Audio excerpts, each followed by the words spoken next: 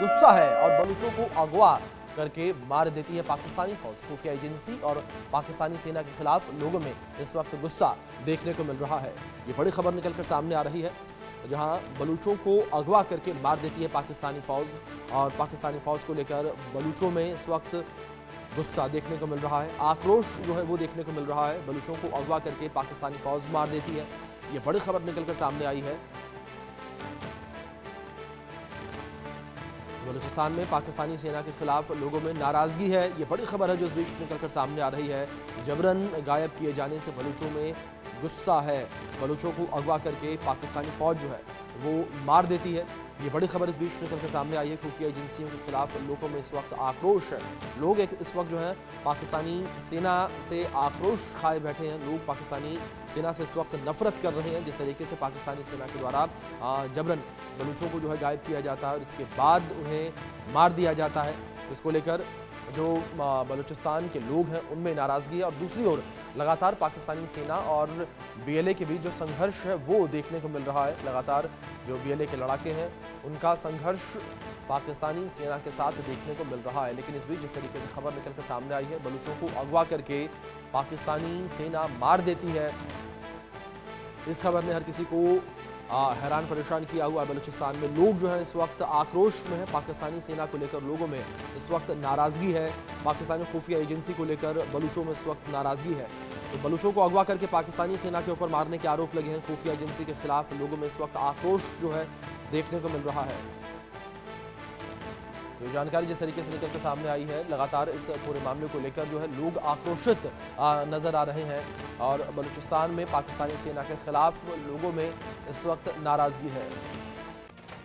अब बात करते हैं बलूच को लेकर कि आखिर कौन है बलूच। ग्राफिक्स के माध्यम से कुछ जानकारी आप तक पहुंचाने की कोशिश करते हैं कि किस तरीके से पूरे मामले को लेकर इस वक्त नाराजगी है।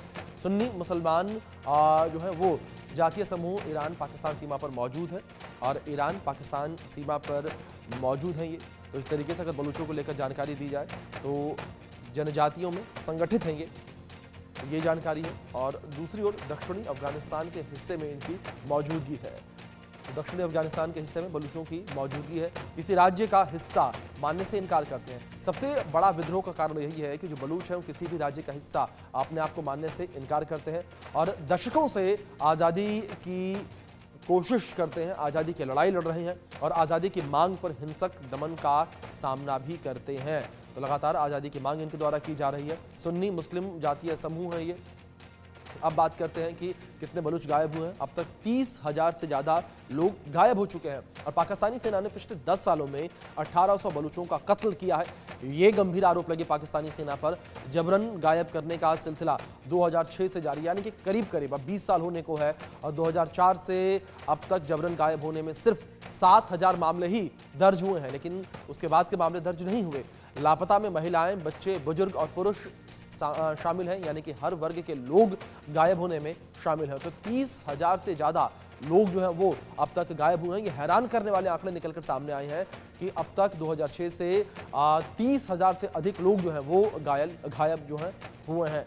और इसी विषय पर बातचीत करने के लिए कुछ खास मेहमान हमारे साथ जुड़ गए हैं, उनका रुख कर लेते हैं। और हमारे साथ निपुण आलम बयान जी जुड़े हैं, विदेशी मामलों के जानकार हैं, और साथ ही साथ हमारे साथ मुजाहिद जाफरी जी जुड़े हैं, पाकिस्तानी पत्रकार हैं। आप दोनों मेहमानों का बहुत स्वागत है इस चर्चा में। और निपुण जी, मैं आपका रुख करना चाहूँगा सबसे पहले। और जिस तरीके से ये पूरा मामला निकलकर सामने आया है बलूचिस्तान और पाकिस्तान का, और जिस तरीके से खबर लगातार निकलकर सामने आ रही है कि बलूचिस्तान से लगातार जो बलूच हैं उन्हें गायब किया जा रहा है और उसके बाद पाकिस्तानी सेना के द्वारा मार दिया जा रहा है। एक तो ये तो खबरें बहुत पुरानी हैं, अभी दोबारा से रिपीट होनी शुरू हुई हैं, नहीं तो पहले से ही चल रहा है। ये अभी की घटनाएं नहीं है, 1948 से पाकिस्तान में बलूचिस्तान को लेकर यही चल रहा है। और कल की जो घटना है, मैरंग बलूच को जो गिरफ्तार किया गया जैसे खबर आ रही है, तो उस खबर ने और ज्यादा क्या तनाव बढ़ा दिया है। सुनने में आ रहा है कि 3-4 लोग उसमें आमने सामने की फाइट में मारे भी गए हैं।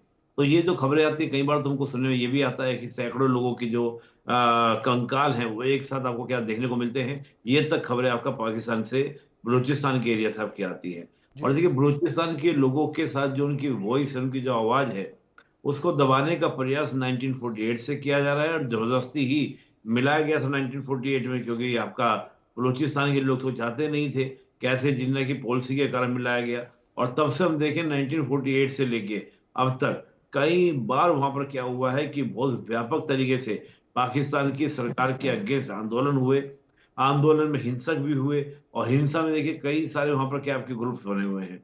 एक्चुअली बलूचिस्तान की जब हम बात करते हैं, अभी आप बता भी रहे थे अभिषेक जी, कि मैं अगर देखूं तो बलूचिस्तान के जो लोग हैं वो अपनी एथनिक आइडेंटिटी को लेकर बहुत ज्यादा क्या चिंतित है। और यही रीजन है कि हम देखें कि पाकिस्तान की जो संसद है, संसद के अंदर भी इस प्रकार की बातें उठती हैं कि पाकिस्तान के बलूचिस्तान के अंदर किसी भी तरह का पाकिस्तान की गवर्नमेंट का इन्वॉल्वमेंट है ही नहीं, ना के बराबर रह गया है।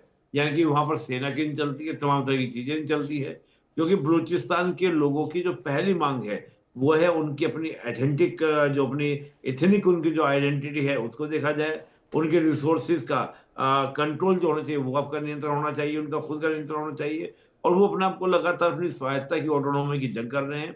आज मुझे लगता है कि बलूचियों के सामने जो सबसे बड़ी समस्या है वो है उनकी पहचान की समस्या, यानी क्या कहते हैं जी ना, कॉन्फ्लिक्ट फॉर द आइडेंटिटी, यानी कि जो एक आइडेंटिटी का जो एक संघर्ष वो कर रहे हैं, यानी कि जो लगातार वो जो स्ट्रगल चल रहा है, वो स्ट्रगल को लेकर वो संघर्ष है। और अभी देखिए जिस प्रकार से अगर शांतिपूर्ण कोई आंदोलन हो रहा था, तो जैसे आपके शांतिपूर्ण आंदोलन में महरून बुलूच को आपको गिरफ्तार किया गया, तो इसका मतलब क्या है कि आप कहीं ना कहीं बंदूक से ही हिंसा की राजनीति समझते हैं। अगर शांतिपूर्ण तरीके से आंदोलन चलता रहता तो मैं समझता हूँ कहीं ना कहीं अगर पाकिस्तान बलूचिस्तान की आवाज को शांतिपूर्ण तरीके से, राजनीतिक तरीके से समाधान निकालने का प्रयास करता, तो जो हम लोग ट्रेन हाईजैकिंग की घटना देखी, या तमाम तरीके की घटनाएं हम जो देखने को सुनने को मिलती हैं, वो शायद वो घटनाएं ना मिलती। कहीं ना जी कहीं पाकिस्तान के नेचर में वो डेमोक्रेटिक जो एक तरीका होना चाहिए, वो डेमोक्रेटिक तरीका कभी रहा ही नहीं। उसी का परिणाम हमको आज देखने को मिल रहा है कि बलूचिस्तान लगातार आग उसमें लगी हुई है। हम देखें खैबर पख्तूनख्वा में ये स्थिति है, पंजाब के अंदर भी हालत अच्छे नहीं है कि वहां भी लोगों को टारगेट किया जा रहा है। तो ये जो स्थिति आज पाकिस्तान की बनी है, सुनने में ये भी आ रहा है कि जो सेना प्रमुख हैं मुनीर साहब का ये भी कहना है कि शहबाज सराफकार जो है